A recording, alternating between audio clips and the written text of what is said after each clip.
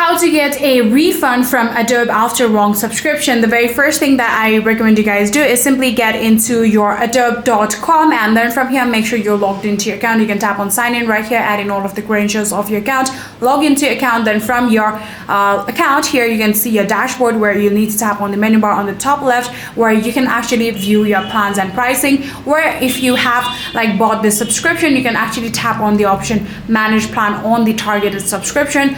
And then from there, if you keep on scrolling, you'll be able to see cancel your plan. So if it is like within the 14 days of purchase, an automatic full refund will be proceeded. So there's no need to get a request a refund. But if 14 days has been passed due to wrong subscription, like billing error or something like that, you can actually tap on contact the Adobe support via your live chat to request a manual refund exception. And I'm like not so sure about after the 14 days, but like if they do like become considerate of your of your situation, and if your situations are valid, then they will definitely be able to get you a refund. So yeah, that's all you need to do.